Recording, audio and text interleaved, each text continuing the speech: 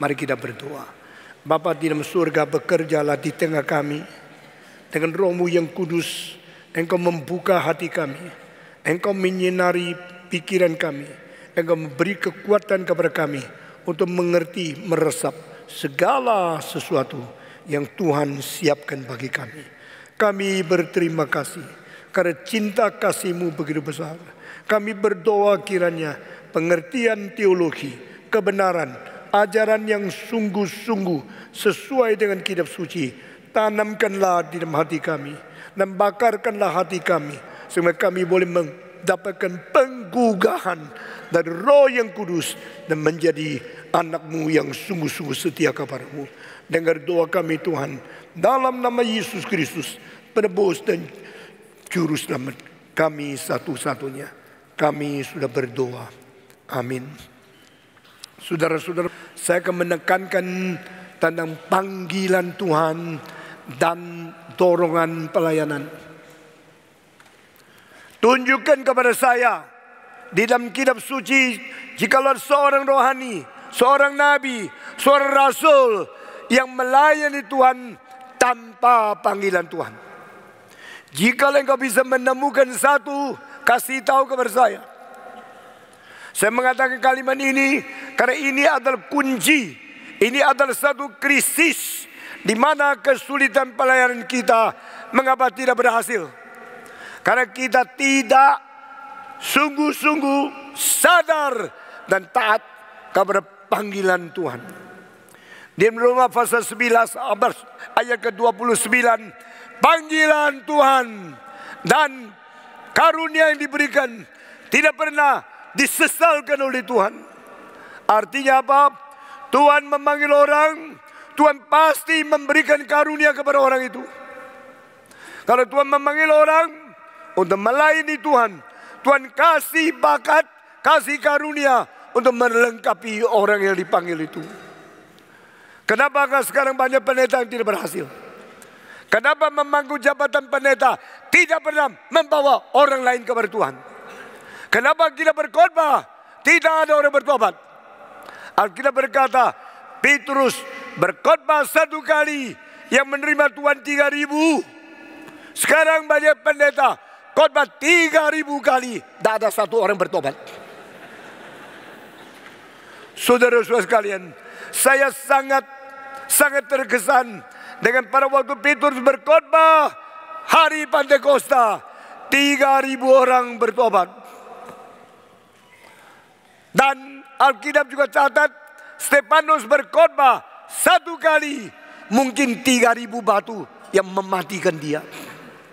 Menjadi hamba Tuhan mungkin mencapai kedua. Pertama berhasil banyak buah, kedua banyak orang lempar batu mematikan engkau. Tapi dua-duanya adalah hamba Tuhan dan dua-duanya jelas mereka melayani Tuhan yang menyelamatkan mereka. Mereka jelas memberitakan Injil tentang kematian dan kebangkitan Yesus Kristus. Apakah Stefanus tidak berkuasa? Apakah Petrus yang lebih diberkati oleh Tuhan? Jangan melihat hasil untuk menentukan seseorang. Kalau kita melihat hasil, mungkin kita harus mengaku gereja karismatik yang lebih diberkati oleh Tuhan karena hasilnya banyak. Tapi sesungguhnya bukan demikian. Saya memberikan satu pikiran yang sangat aneh, sangat berbeda dengan semua pendeta yang lain. You harus dengar. Pendeta karismatik dengan cara manusia, cara psikologi massal, cara keuntungan untuk membuat manusia diberikan motivasi yang salah untuk rakus, untuk minta uang, kekayaan, kesuksesan, kemakmuran menjadi umpan supaya anggota gereja apa terus. Gereja-gereja yang memakai umpan, kalau engkau percaya Tuhan pasti menjadi kaya. Banyak orang yang ingin kaya masuk gereja itu. Orang yang ingin kaya tidak masuk gereja reform, karena di dalam gereja reform tidak menjanjikan kekayaan, tapi bicara harus pikul salib, harus menyangkal diri, yang sangat menjengkelkan manusia yang ingin kaya. Saudara-saudara, itu sebab gereja karismatik bertumbuh paling cepat, dapat anggota paling banyak, banyak orang ingin mendapatkan sesuatu yang berada di umpan itu, maka mereka akhirnya kecantol, nah akhirnya rusak di dalam tipuan iblis. Saudara-saudara sekalian, jikalau kita pakai menilai hasil, kita akan merasa orang seperti Petrus baru diberkati Tuhan, seperti Stefanus dibuang oleh Tuhan. Seorang pendeta yang menulis khotbah teologi seperti ini, membuat buku semua dari tidak belajar, dari insting dia pikir dia mengerti Alkitab. Lalu buku itu dibawa, dia naik bus dari Jakarta ke Malang, cari saya, minta saya menulis kata pendahuluan. Saya bilang saya mesti baca dulu apa yang kau tulis di buku. Dan dia tinggal 2 hari di Malang. Tunggu saya sampai baca habis. Setelah baca habis, saya bawa bukunya kembali kepada dia. Saya tidak akan tulis prakata. Silakan bawa pulang. Kenapa? Kenapa Pak Stephen Tong tidak akan tulis prakata? Karena tulisanmu tidak sesuai dengan Alkitab. Dan tulisanmu bukan pimpinan Tuhan. Tidak bisa. Ini tulisan saya diwahyukan Tuhan. Ini tulisan saya khusus diwahyukan Tuhan. Dan ini buku lebih dari semua buku di dunia selain kitab suci. Wah, hebat sekali ya. Terus saya tanya, kenapa engkau berani mengatakan buku yang kau tulis lebih daripada buku semua di dunia? Karena ini langsung diwahyukan oleh Tuhan kepada saya. Benar tidak? Jawab benar tidak? Tidak benar.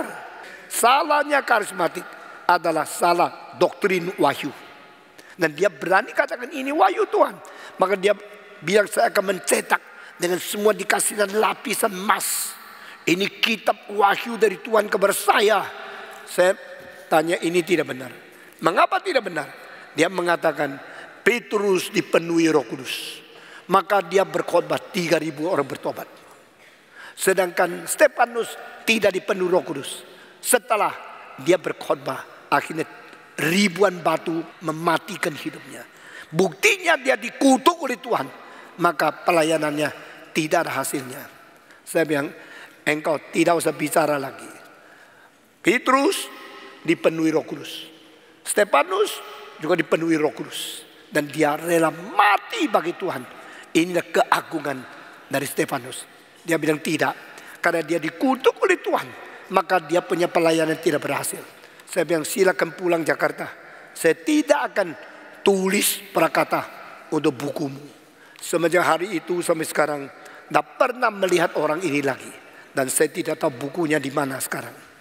Saudara-saudara sekalian, Tuhan memakai Petrus untuk membuang batu-batu daripada hati manusia. Batu yang menyumbat hati manusia menerima Tuhan telah dibuang oleh Petrus. Sehingga mereka membuka diri menerima Yesus menjadi juru selamat. Sehingga Petrus mendapat 3.000 buah Injil melalui khotbah tentang Yesus Kristus. Demikian Tuhan memakai Stefanus untuk membuang batu, untuk melepaskan diri daripada tunjungan batu. Tapi batu itu dilempar ke Stefanus sehingga Stefanus mati. Yang berbuat 3.000 adalah orang yang dipakai oleh Tuhan. Yang dilempar batu sampai mati juga dipakai oleh Tuhan. Kita tidak tahu hari depan kita bagaimana, tapi kita mengetahui yang memanggil adalah Tuhan. Yang memberikan kita berbuah adalah Tuhan. Yang memberikan kita kecelakaan sehingga kita mati juga diizin oleh Tuhan. Amin. Kita tidak peduli saya melayani Tuhan berapa hasilnya, peduli berapa setianya. Saya melayani Tuhan dengan setia. Kalau berbuah, bersyukur kepada Tuhan. Kalau tidak berbuah, tetap bersyukur kepada Tuhan. Allah adalah Allah yang memanggil orang melayani Dia. Panggilan Tuhan terhadap setiap orang berbeda-beda. Ada yang diberikan berkat, kelancaran, ada yang diberi kesusahan, penganiayaan. Yang menanam selalu susah, yang menuai selalu senang. Yang tanam jangan minder, yang menuai jangan senang. Karena dua-dua melayani Tuhan. Paulus berkata, ada yang tanam, ada yang menyiram air, ada yang menjadikan buah itu subur bertumbuh. Tuhanlah yang telah membiarkan kita menabur atau kita menyiram, dan Tuhanlah yang mengakibatkan kita menuai tuaian itu. Biar kemuliaan kembali kepada Tuhan. Saudara-saudara sekalian, di dalam Alkitab berkata, Tuhan selalu memanggil orang, tapi ada orang berkata yes kepada Tuhan, ada bilang no kepada Tuhan. Saya tidak tahu bagaimana reaksimu kepada Tuhan yang memanggil. Kalau panggilan Tuhan itu terus mendorong, memaksa, dan akhirnya menjadikan kita tidak bisa tidak taat, baru engkau taklukkan diri mematuhi kepada panggilan, maka engkau bahagia tidak terlalu besar. Tetapi kalau jika engkau dipanggil dari hari pertama, rela, taat, mau tunduk kepada Dia, bahagiamu akan menjadi lebih besar.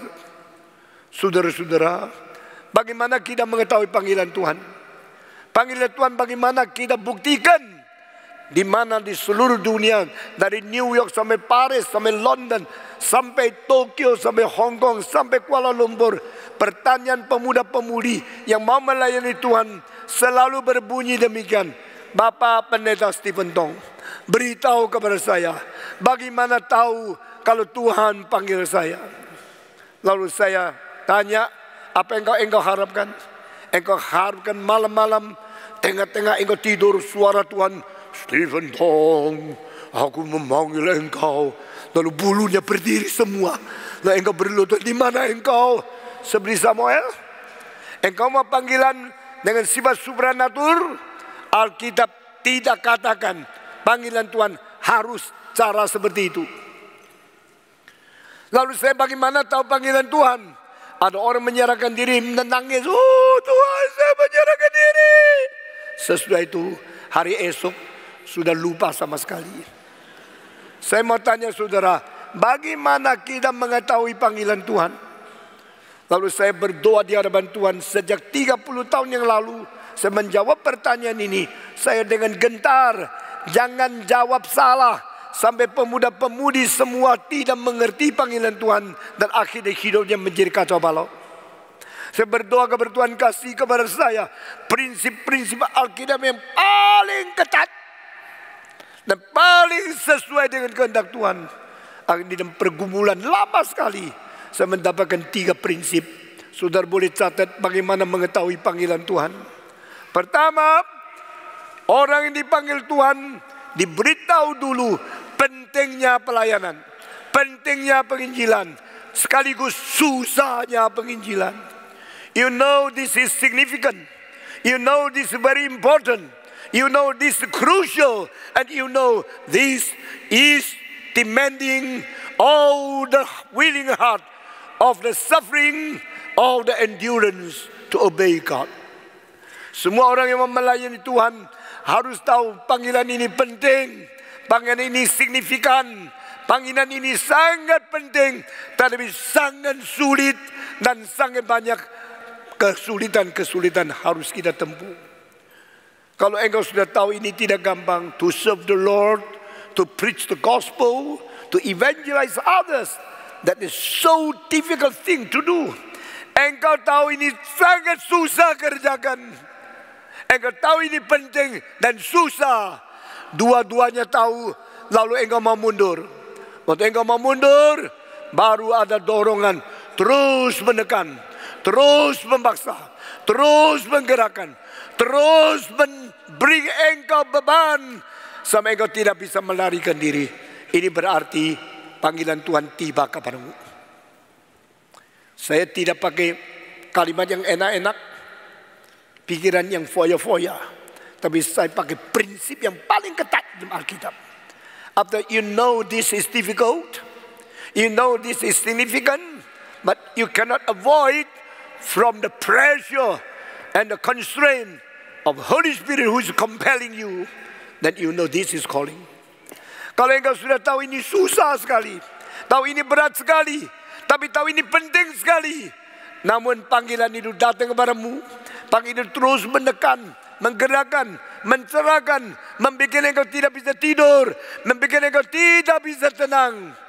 Allah tidak memberikan engkau ketenangan sampai engkau taat.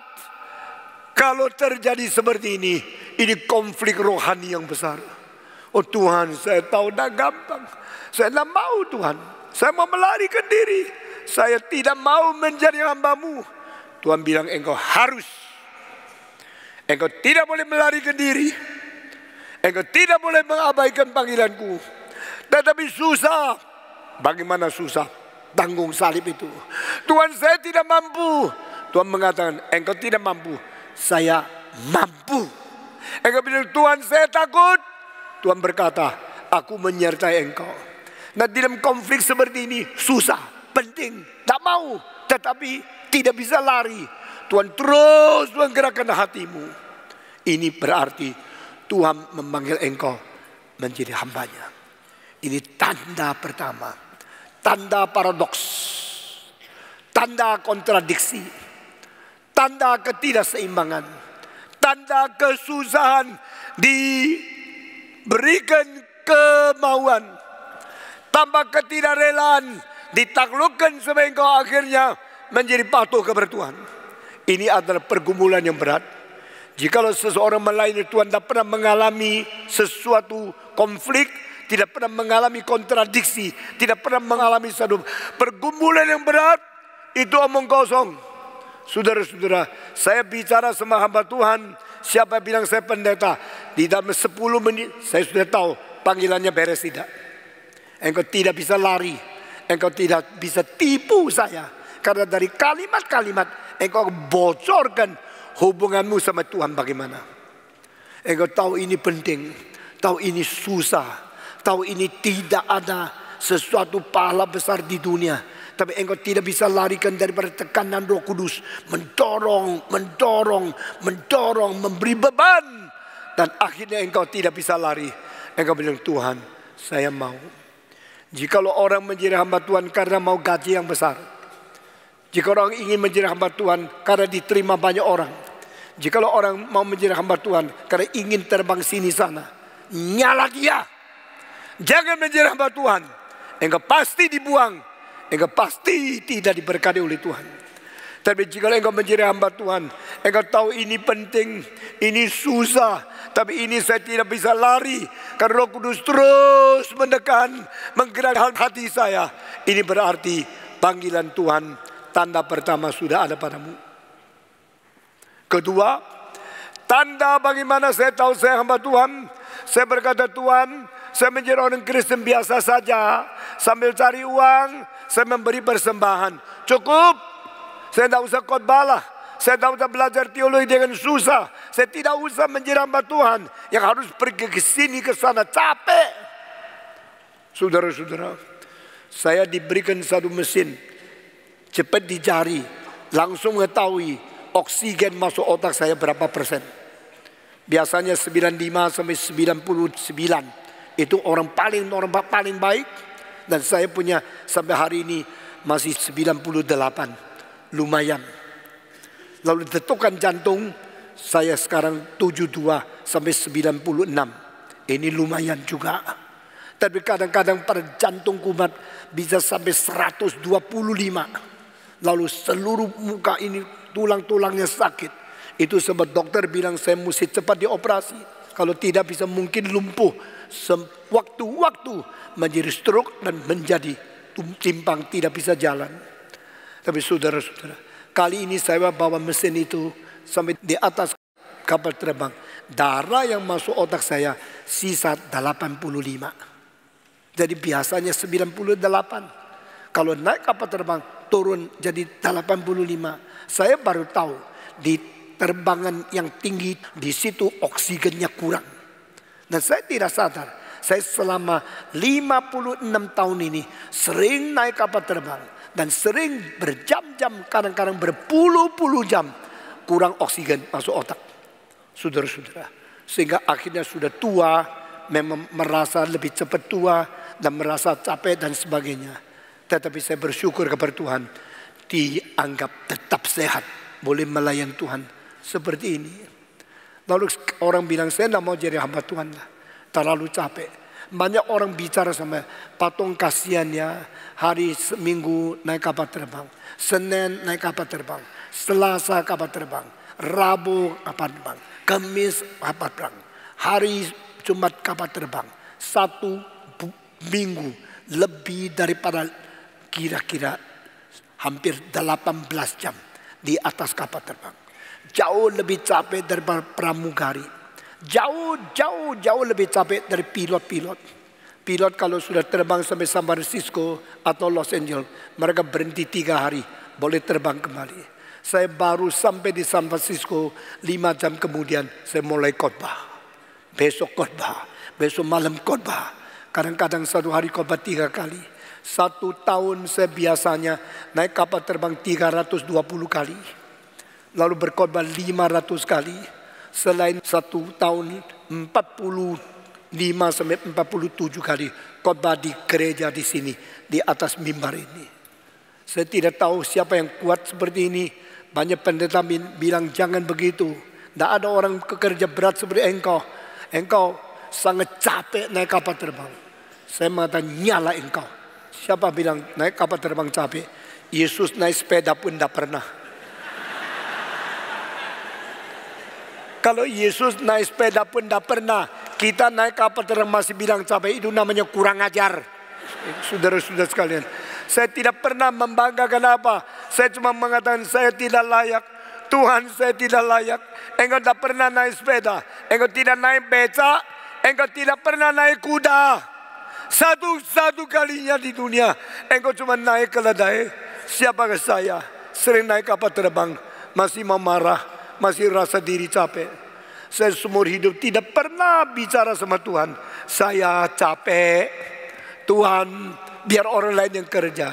Selalu saya kerja lebih berat dari orang lain. Saudara-saudara, karena apa? Tuhan membuat saya seorang yang terus genjot kepada diri. Tidak boleh buang waktu, tidak boleh boroskan waktu. Harus pakai waktu sebaik-baiknya. Karena setelah kita mati, tinggalkan dunia ini, tidak ada kesempatan untuk kembali ke dunia ini lagi. Saudara-saudara, bagaimana engkau bisa menghemat waktu, mengerjakan segala sesuatu, dan sungguh-sungguh memakai waktu yang pendek untuk mengerjakan karya yang kekal. Itu adalah pengabdian kepada Tuhan Allah. Saya berterima kasih kepada Tuhan. Dari umur 17 sampai umur 73, Tuhan tidak berhenti-henti memakai saya. Dan saya tidak berani kendor, tidak berani berhenti tidak melayani Tuhan. Saudara-saudara sekalian, biar setiap kalimat yang kita dengar menusukkan hati kami, masukkan pikiran kami, merubah jiwa kami, dan memperbarui pelayanan kita masing-masing. Amin. Saudara-saudara, jangan bangga apa yang sudah lalu, merasa hutang bagi hari depan yang belum datang. Dan saya memanggil engkau untuk perhatikan panggilan. Apakah engkau tahu panggilan Tuhan? Apakah engkau menjadi hamba Tuhan karena panggilan Tuhan? Kalau tidak ada panggilan, berhenti jadi pendeta. Jangan lagi menipu orang lain. Kalau tidak ada panggilan, tidak usah duduk di situ menerima gaji lalu membuang waktu, merusak jiwa orang lain. Kalau tidak ada panggilan, jangan pakai jubah pendeta, jangan pakai toha, jangan pura-pura berkhotbah, karena engkau memang tidak ada panggilan.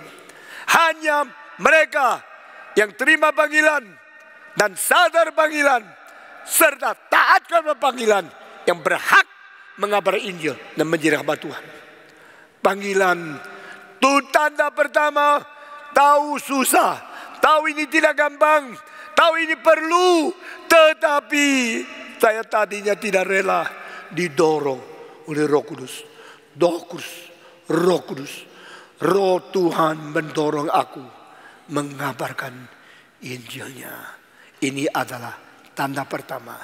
Tanda kedua, ya kalau sudah mengabar Injil, boleh juga kan jadi orang Kristen awam sambil memberitakan Injil kepada beberapa saudara, famili, cukup. Kalau berdagang, orang beli barang, kasih tahu tentang Yesus, cukup. Bagi traktat, cukup. Tapi Tuhan mengatakan, no, I want you to be the full-time preacher. Saudara jangan menghina Ada semacam orang dipanggil menjadi sepenuh waktu hamba Tuhan. Bukan sambil dagang, sambil khotbah. Bukan sambil cari Tuhan yang banyak, sambil bersaksi. Itu ada semacam pelayanan layman preacher. Ada. Tapi ada semacam panggilan khusus untuk full time. Orang yang dipanggil full time tidak boleh melarikan diri menjadi part time. Orang yang dipanggil part time tidak boleh pura-pura menjadi full time. Kalau engkau menerima honor, gaji, meskipun kecil dari gereja, terimalah uang itu dan kerjakan segala sesuatu sesuai dengan yang kau kerjakan. Di Singapura ada pendeta yang gajinya besarnya sampai tidak masuk akal. Lalu di surat kabar halaman pertama, how much is enough? Ditanya oleh masyarakat, berapa besar baru engkau rasa cukup? Banyak pendeta yang malas mendapatkan gaji besar, tidak bekerja setia, tidak bekerja dengan rajin, tidak bekerja dengan merendahkan diri, tapi terima gaji yang besar sekali. Lalu Senin tidak mau terima telepon, karena itu hari Sabat dari hamba Tuhan. Hari Minggu kau baca cuma setengah jam, lalu seluruh minggu tidak tahu kerja apa. Dia kira dia seorang penting di gereja. Saya kasih tahu, pendeta yang rajin tak habis-habis waktu, dia bisa kerja untuk pekerjaan Tuhan. Pendeta yang malas selain berkhotbah masih bisa main golf, masih bisa sini sana main-main terus, shopping terus. Engkau macam apa? Engkau pendeta yang rajin, setia, baik, bijaksana, atau pendeta yang bodoh, yang malas, yang tidak mengerti pengenalan, tidak setia, dan yang jahat. Pada waktu kalimat itu keluar dari mulut Tuhan, engkau hambaku yang setia, adil dan pengetahuan, mari terimalah upah yang disiapkan bagi engkau. Kalau kalimat itu sudah keluar dari mulut Yesus Kristus, engkau tenteramlah selama-lamanya. Engkau tidak usah takut lagi nasibmu bagaimana. Tetapi kalau kalimat keluar dari Yesus Kristus, engkau hamba yang jahat, engkau hamba yang malas, engkau hamba yang selalu mengganggu hamba Tuhan yang lain, engkau nyala daripadaku. Kalau kalimat itu sudah keluar dari mulut Yesus Kristus, saya berkata kepadamu, tidak ada orang bisa lagi merubah nasibmu. Tidak ada kesempatan engkau bisa membantah kepada Tuhan Yesus. Tidak ada kemungkinan engkau bisa naik banding lagi. When the word spoken out from the mouth of Jesus Christ, you are my faithful and good servant, you will be eternally blessed in heaven.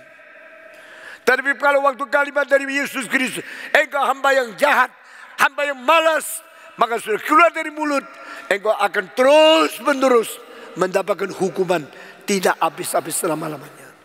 Itu sebab bolehkah saya minta semua pendeta yang ada di sini hati-hati dengan apa yang mungkin keluar dari mulut Yesus, tidak menilai engkau. Orang biasa bagaimana menilai, tak peduli. Orang mengejek, mengumpat, mengfitnah, memaki, menyindir. Orang memarah-marah saya, tidak apa, karena mereka itu hanya manusia. Tapi kalau dimarahi oleh Tuhan, saya tidak tahan. Saya paling takut Tuhan marah, paling takut bersalah menyedihkan hati Roh Kudus. Saya mau menyenangkan Tuhan, hanya menyenangkan Tuhan, hanya diperkenan oleh Tuhan. Amin. Saudara-saudara, only to please you. Oh Lord, I dedicate all this. I serve like this only for you. Jangan melayani uang, jangan melayani diri, jangan melayani menyenangkan orang lain. Ini 3 rahasia. Never serve money, never serve yourself, never serve those other people. Try to please them. Barang siapa yang melayani untuk menyenangkan diri, barang siapa melayani untuk menyenangkan orang kaya dan orang lain, barang siapa melayani demi untuk uang, engkau akan kerja segala sesuatu, kerjanya semua salah. You will do everything wrong. If you do everything for only money, if you do everything for only for yourself, you do everything for pleasing some others, but not for God, you will do everything wrongly. Pelayanmu, pekerjaanmu akan semua salah. Saudara-saudara sekalian, engkau bilang saya mau menjadi hamba Tuhan, panggilan ini saya tidak jelas. Maka saya sekarang sambil cari uang, sambil melayani, sambil cari uang, sambil melayani. Tidak usah full time. Full time menakutkan. Full time itu sangat menyita waktu. Full time itu tidak jamin saya ada uang makan. Saya berkata, kalau Tuhan mau engkau full time, engkau tidak berhak merubahnya menjadi part time. Kalau Tuhan mau engkau part time, engkau tidak berhak menjadi full time. Saudara-saudara, lalu bagaimana saya tahu full time atau part time? Bukankah hamba Tuhan itu mengabar Injil? Dan orang Kristen juga harus mengabar Injil. Bolehkah saya part time saja Tuhan? Pak Tong, tolong kasih saya sejahtera. Saya menjadi part time boleh tidak? Saya berkata kepada saudara, jika Tuhan mau engkau menjadi full time dan engkau mau menjadi part time, maka tanda kedua, tidak ada sejahtera seumur hidup. Saudara-saudara, banyak orang yang tidak mau menjalankan kehendak Tuhan, tidak mau patuh kepada pimpinan Roh Kudus. Lalu mereka bimbang-bimbang, kacau balau, bingung-bingung, lalu mengikuti nafsu sendiri. Tuhan berkata, you will never get peace. I will let you live in peace except you totally submit to me. Engkau tidak mungkin ada sejahtera. Aku tidak memberikan engkau sejahtera. Aku tidak mengizinkan engkau tenang. You will never have peace until you return to me. Agustinus mengatakan, oh Allah, engkau telah menciptakan aku dengan jiwa yang penuh dengan ombak, penuh dengan angin, dan tidak pernah tenang. You have created me with a restless soul. You put in my heart a restless soul, a soul without rest, without peace, until I return to you and get peace only in you. Agustin berkata, aku tidak akan tenang sampai aku kembali kepadamu dan mendapatkan ketenangan sejati hanya di dalam dirimu sendiri saja. Ini tanda kedua. Tanda kedua, tidak taat, tidak ada sejahtera. Tidak taat, tidak ada sentosa. Karena Tuhan tidak boleh diganggu. Kalau Tuhan mau pakai engkau menjadi full time preacher, engkau tidak boleh lari. Waktu Yesus berkata kepada Petrus, datang, ikutlah aku. Langsung dia buang ikannya, buang kapalnya, buang dayungnya, buang jaringannya, buang keluarganya, buang papanya. Lalu dia datang mengikut Yesus Kristus. Istrinya pun tidak dibawa. Dia sudah nikah. Buang segala sesuatu. Taat kepada panggilan Tuhan. Jika engkau dipanggil secara sepenuh waktu, tidak boleh kompromi, tidak boleh debat, tidak boleh tawar-menawar. Taat. Saya perintahkan taat. Pemuda-pemudi yang dapat panggilan Tuhan, jangan seperti pendeta-pendeta karismatik sambil dagang, sambil khotbah. Saudara-saudara, jangan ikut teladan mereka. Ikutlah teladan Petrus, ikutlah teladan Paulus, ikutlah teladan Yohanes, ikutlah teladan John Sung, ikutlah teladan Stephen Tong. Saya kalau mau kaya tidak jadi pendeta. Saya kalau mau kaya, saya boleh jadi arsitek, saya boleh jadi profesor, saya boleh menjadi filosof, saya boleh menjadi guru, menjadi dosen, saya menjadi konduktor, saya boleh menjadi ahli musik, saya boleh menjadi komponis. Semua yang saya kerjakan bisa dapat uang.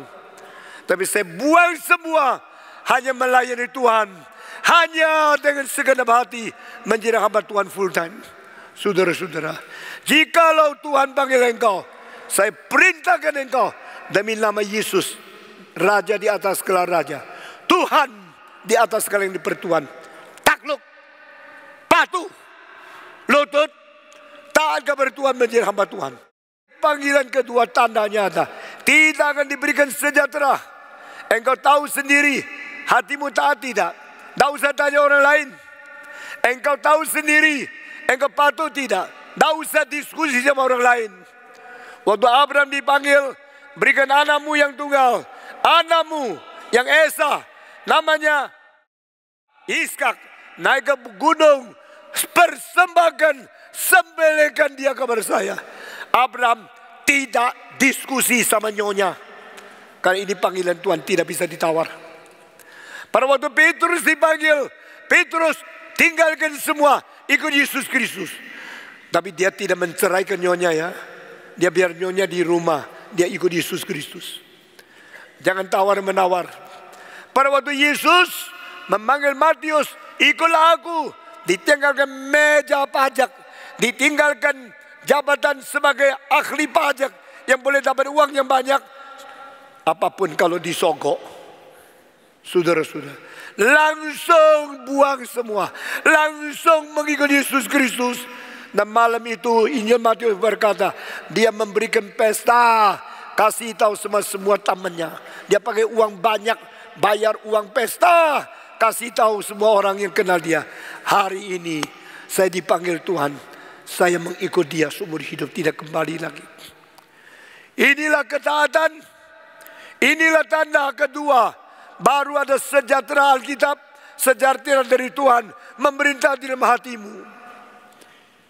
Selain dua tanda ini, maka masih ada tanda ketiga yang saya sebenarnya tidak mau bicara. Tapi saya mau menyelesaikan khotbah ini. Tanda ketiga, jika tanda pertama sudah ada, engkau tidak mau taat. Tanda kedua tetap tidak ada, engkau tetap tidak mau taat. Tanda ketiga, mau dengar? Pukulan Tuhan datang, ganjaran datang, disiplin datang. Engkau diberikan penyakit, kecelakaan, kerusakan, dan segala sesuatu kerugian besar. Supaya engkau kapok dan engkau kembali kepada Tuhan.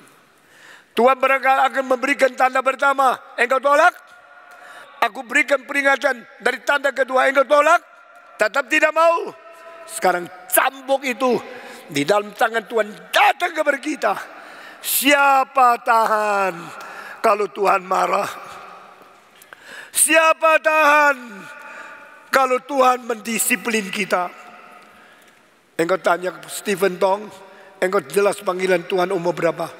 Umur 17. Taat tidak? Tidak. Umur 18? Tidak. Umur 19? Tidak. Saya tahu panggilan Tuhan jelas. Umur 17. Tahun 1957 bulan Januari tanggal 9 sore jam 7:15. Saya sudah tahu panggilan Tuhan. Dan konfirmasinya adalah jam 9:30. Setelah khotbah itu selesai, saya sudah tahu. Hati saya hancur. Panggilan Tuhan jelas. Dan saya digerakkan Roh Kudus menjadi hamba Tuhan. Lalu saya mulai di dalam 2 bulan. Mulai mengabari Injil. Di tengah jalan. Di kota kecil, naik ke dalam kereta api, bagi traktat satu persatu. Tuhan mencintai engkau, Tuhan mati bagimu. Terimalah Yesus Kristus sebagai juru selamatmu, dosamu akan diampuni. Saya bicara di tengah jalan, saya bicara di rumah sakit, saya bicara di muka sekolah, saya bicara di toko-toko, masuk ke rumah orang lain, memberitakan Injil kepada mereka. Waktu itu umur 17. Lalu traktat dari mana? Saya beli dengan uang saya sendiri. Saudara-saudara, waktu saya umur 17, saya punya gaji sudah 2 kali lebih besar dari pendeta terbesar di gereja terbesar di kota Surabaya. Dari gaji yang saya terima, saya ambil 20%, beli kitab suci, beli traktat untuk mengabar Injil. Lalu satu suara, mesti masuk sekolah teologi. Saya bilang enggak. Saya tahu saya enggak usah masuk sekolah teologi. Kenapa? Karena saya enggak usah sekolah teologi, khotbahnya sudah lumayan kok. Benar. Tapi dosen sekolah teologi khotbah orang ngantuk. Saya kalau khotbah orang matanya melotot. Orang perhatikan khotbah saya. Saudara-saudara, saya sudah tahu Sudah tahu. Sudah menyerahkan diri? Sudah. Mau taat? Tidak mau. Umur 17, oh Tuhan, aku jadi hambamu. Nangis, menyerahkan diri. Umur 18, tidak mau sekolah teologi. Umur 19, tidak mau masuk sekolah teologi. Umur 20, tidak mau masuk sekolah teologi. Karena apa? Karena kalau sekolah teologi, nanti juga khotbahnya tidak maju-maju. Karena sudah pintar khotbah. Rektor khotbah orang tidur. Saya khotbah yang tidur bangun. Lain kan? Lalu buat apa saya masuk sekolah teologi lagi? Tidak usah. Tuhan bilang, "You tidak mau?" Tidak. "You tidak taat?" Tidak. Sudah 3 tahun tidak mau taat. Pukulan datang. Mendadak saya mendapatkan penyakit keras. Sampai hari ini tidak tahu penyakit apa. Pokoknya sakit di pinggang. Begitu sakit. Dan dokter diberikan suntikan 20 cc. Setiap minggu 2 kali. Tusuknya jarum di antara tulang dan tulang. Oh, umur 20 ditusuk dengan cc begitu banyak. Ditanya tidak mau jawab. Dokter Indonesia terlalu sedikit, terlalu sibuk cari duit. Tidak ada waktu menjawab pertanyaan para pasiennya. Saudara-saudara, pada waktu itu seluruh Indonesia rata-rata satu dokter melayani 25.000 penduduk. Bayangkan, tahun 60-an di Indonesia satu dokter harus melayani 25.000 penduduk. Lebih kasihan di Saudi Arabia. Tahun 50-an seluruh negara Saudi Arabia cuma 2 rumah sakit. Seluruh negara cuma 2 rumah sakit. Hanya karena di dalam 30 tahun terakhir bensin naik terus. Mereka punya uang menjadi negara paling kaya. Sekarang negara Qatar ada negara paling kaya di dunia. Per kapitanya satu orang 1 tahun mendapatkan kira-kira 4,2 miliar. Saudara-saudara, di Qatar dari bayi sampai orang tua rata-rata satu orang untungnya uang 1 tahun 4,2 miliar. Padahal di Amerika cuma 1/10-nya saja. Di antara 10 negara paling kaya, Amerika terakhir, Qatar pertama. Tapi 60 tahun yang lalu mereka miskinnya sekali. Waktu itu minyak tidak berharga. Mereka tinggal di pasir, biduin, tidak kakus. Kalau berak seperti ayam, korek-korek, lalu sudah berak, tutup-tutup pakai pasir. Sekarang mereka menjadi sombong, mereka menyaingi seluruh negara karena mereka ada uang yang banyak. Saudara-saudara sekalian, saat itu saya tahu dokter tidak mau jawab, ya sudah. Sakit apa? Nanti kasih tahu. Pokoknya datang 2 kali. Yang antri puluhan. Saya tunggu sampai malam jam 11 di rumah itu tempat di mana dokter menjalankan itu praktek. Lalu saya disuntik 20 cc. 20 cc setiap minggu 2 kali. Sampai sekarang saya tidak tahu sakit apa. Sesudah sakit keras, Tuhan datang di dalam hati saya berkata, "Sekarang mau taat?" Saya bilang, "Mau." Kenapa mau? Sudah dipukul, baru mau. Ini tanda ketiga. How to know the calling of God? The first, the willingness, being compelled by Holy Spirit. Kemauanmu digerakkan Roh Kudus. Engkau tidak mau. Kedua, let the peace of Christ reign in your heart. Biarlah sejahtera Kristus memerintah di hatimu. Engkau tidak dikasih perdamaian. Engkau tetap tidak mau. Tidak mau. Yang dicintai Tuhan pasti dihajar oleh Tuhan, dipukul.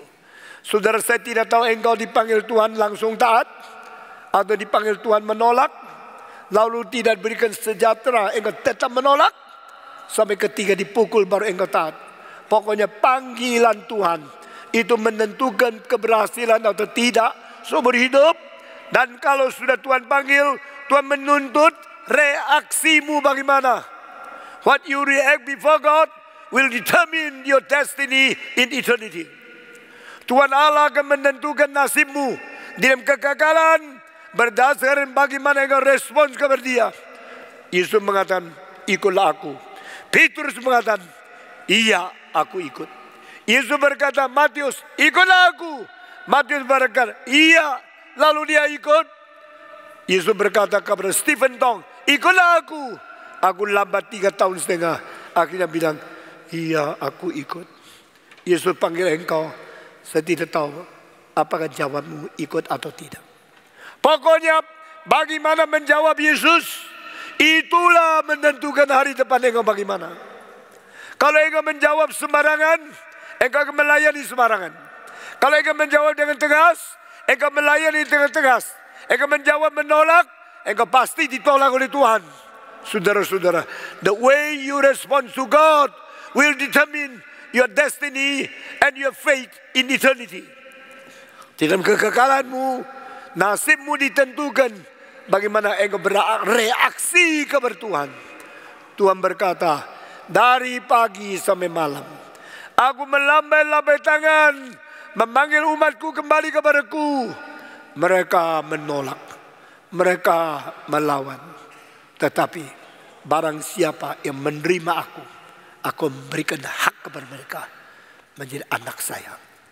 Saudara-saudara, yang tidak pernah mencari aku, yang tidak pernah mengenal aku berkata kepada mereka, di sini saya, di sini saya.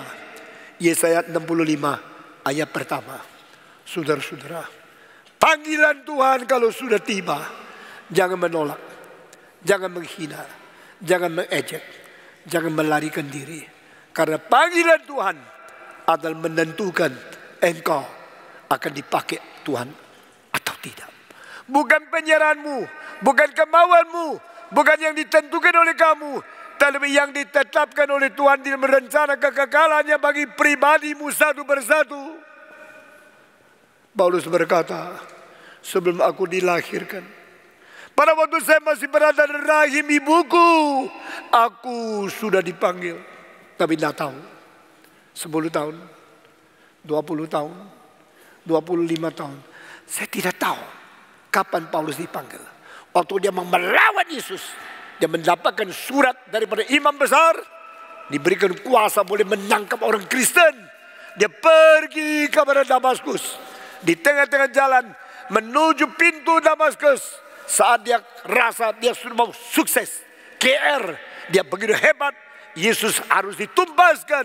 Saat itu cahaya surga bersinar kepada dia. Dia jatuh dan ditanya, Saul, Saul, mengapa engkau menganiaya aku? Saudara-saudara, panggilan Tuhan baru datang kepada dia. Dan 3 hari kemudian dia sungguh-sungguh taat kepada Tuhan. Dia menyerahkan diri. Penyerahan itu merubah hidup dia. Sesudah itu dia menjadi Paulus yang menjadi paling rajin mengabarkan Injil. Karena dia menerima panggilan dari Tuhan. Saya mau tanya, hari ini engkau tahu tidak ada panggilan Tuhan? Engkau terima tidak panggilan Tuhan? Atau engkau tetap menolak panggilan Tuhan? Mari kita memperbarui ketaatan kita kepada Tuhan. Mari kita mentaklukkan diri kembali lagi, disegarkan dan mengerti dengan sadar panggilan Tuhan. Maukah saudara? Maukah tunggu sampai dipukul Tuhan? Atau yang bilang sekarang saya taat kepadamu. Mari kita berdoa. Semua tunduk kepala masuk di dalam doa. Barang siapa yang berkata, Tuhan di sini saya malam ini takluk kepadamu. Saya menyerahkan diri kepadamu. Saya menerima panggilanmu. Saya mau menjadi hamba-Mu yang setia, yang sungguh-sungguh. Yang mau menjadi hamba Tuhan yang setia menurut panggilan Tuhan. Silakan acungkan tangan saudara. Siapakah? Puji Tuhan, puji Tuhan, puji Tuhan, puji Tuhan, puji Tuhan, puji Tuhan, puji Tuhan. Siapa yang berkata, mulai hari ini saya memperbarui penyerahan saya kepada Tuhan. Saya berjanji setia sampai Kristus datang kembali. Acungkan tangan saudara. Siapakah? Puji Tuhan, puji Tuhan, puji Tuhan. Mari kita berdiri bersama-sama. Semua tunduk kepala, kita masuk di dalam doa. Bapa terima kasih. Bapa, terima kasih. Bapa di dalam surga, puji terima kasih. Mari kita berdoa bersama-sama. Semua buka suara berdoa. Semua berjanji ulang kepada Tuhan. Semua minta penerimaan Tuhan. Semua memberikan hatimu kepada Tuhan. Berdoa supaya Tuhan pakai. Karena kita jelas menyadari, menerima dan mentaati panggilan Tuhan. Mari kita berdoa bersama-sama. Semua buka suara. Setiap orang buka suara. Bukan mendengar orang lain. Kita berdoa sendiri. Mari kita berdoa bersama-sama. Bapa di dalam surga, kami berterima kasih untuk cinta kasih yang sudah Tuhan nyatakan kepada kami, untuk berkat yang sudah kami terima, untuk firman yang sudah kami dengar, untuk prinsip-prinsip Alkitab yang sudah kami mengerti. Kami berterima kasih Engkau memanggil kami, Engkau memberikan kepada kami kekuatan, memberikan kami ketaatan, memberikan kami penaklukan, sehingga kami boleh taat dan patuh, kami boleh lutut dan kami boleh menempuh perjalanan yang menerima panggilan Tuhan dengan ketaatan sepenuhnya. Tuhan, kami cuma minta Tuhan memberikan sejahtera di dalam hati kami, memerintah hati kami, menjadi orang yang dipanggil Tuhan, menjadi orang yang diberkati oleh Tuhan. Dengar doa kami Tuhan. Kami khususnya berdoa bagi juga semua pekerjaan yang sudah Tuhan kerjakan di hati kami, sehingga kami boleh menjadi orang yang diberkati oleh Tuhan. Dan kami tidak mau dipukul, kami tidak mau menunggu sampai pukulan Tuhan. Hajaran Tuhan tiba kepada kami. Terima kami ya Tuhan. Dengar doa kami. Sekali lagi kami mematuhkan diri. Kami sekali lagi mentaklukkan diri di bawah pimpinanmu, di bawah panggilanmu. Kami menyerahkan diri supaya kami boleh menjadi hamba-Mu yang sungguh-sungguh taat dan sungguh-sungguh sesuai dengan perintah dan kehendak Tuhan sendiri. Dengar doa kami Tuhan. Kami serahkan semua ke dalam tangan Tuhan. Demi nama Yesus Kristus, penebus dan juru selamat kami yang hidup. Kami sudah berdoa. Amin.